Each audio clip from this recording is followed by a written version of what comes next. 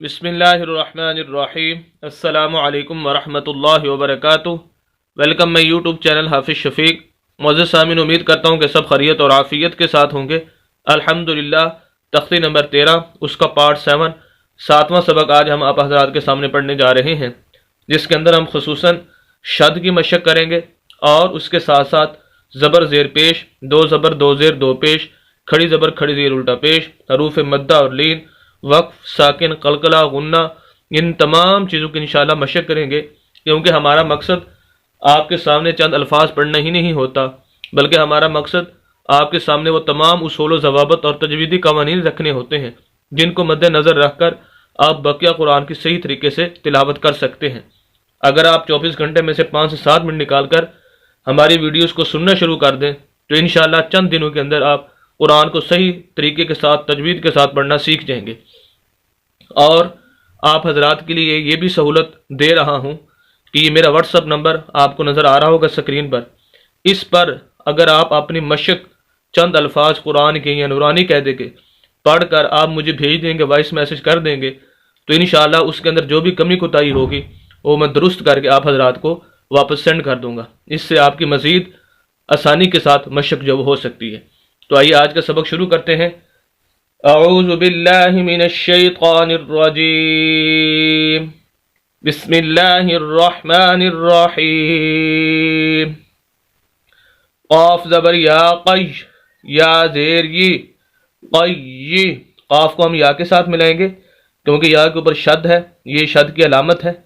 جس لفظ کے اوپر شد ہو اس لفظ کو 2 مرتبہ پڑھا جاتا ہے، ایک مرتبہ پچھلے لفظ کے ساتھ ملا کر اور ایک مرتبہ خود اس کے اوپر یا نیچے کوئی حرکت موجود ہوتی ہے اس کے ساتھ اس کو پڑھا جاتا ہے۔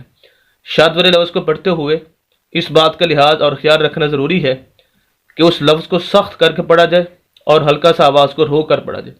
یہ پورے قرآن کے اندر شد کو پڑھنے کا طریقہ ہے۔ قاف زبر یا، قی، یا زیر ی، قی، قی، میم زبر ما، قیمہ، تا دو پیش تن،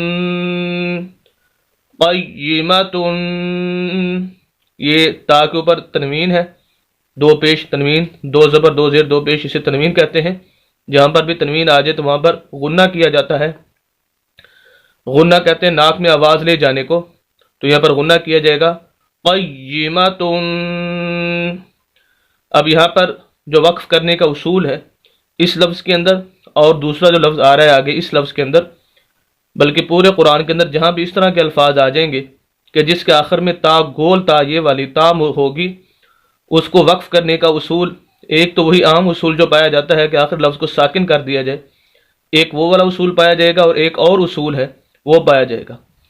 ایک تو 2 تبدیلی ہم نے کرنی ہے۔ ایک تبدیلی یہ، اس تا کو ہم نے ہاتھ سے بدل دینا ہے، جہاں پر بھی وقف کرنا ہو آخر میں تا ہو، گول تا، اس کو ہاتھ سے بدل دیں۔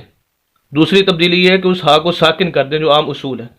اب ہمارا لفظ ہو جائے گا قیمہ، قیمہ، تا ہا بن جائے گا اور ہا ساکن ہو جائے گا، 2 پیش ختم ہو جائیں گی، لفظ ہو جائے گا قیمہ۔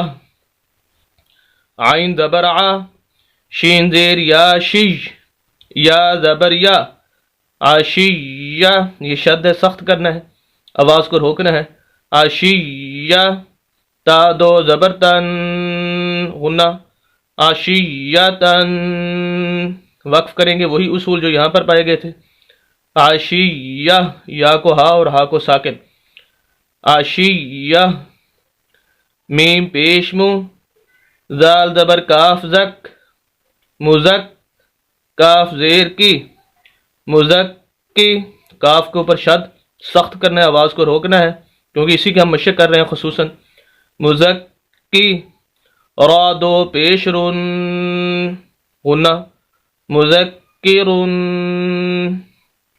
غنہ، 2 زبر 2 زیر 2 پیش، یعنی تنوین آ جائے تو غنہ ہوتا ہے، ناک میں آواز۔ اب یہاں پر اگر وقف کرنا ہے اس کا اصول وہی عام جو اصول ہے وہی ہے یہاں پر کہ آخری حرف کو ساکن کر دیا جائے۔ جیسے ہی ہم اس را کو ساکن کریں گے اس کی 2 پیش ختم ہو جائیں گی اور ہمارا لفظ ہو جائے گا مذکر، مذکر، حمزہ زبر یا، اج، اس کو حمزہ پڑھنا ہے، الف نہیں پڑھنا، الف خالی جو ہو ہر طرح کی حرکت سے، یعنی زبر زیر پیش، اس کے اوپر نیچے کوئی حرکت نہ ہو، وہ الف کہلاتا ہے۔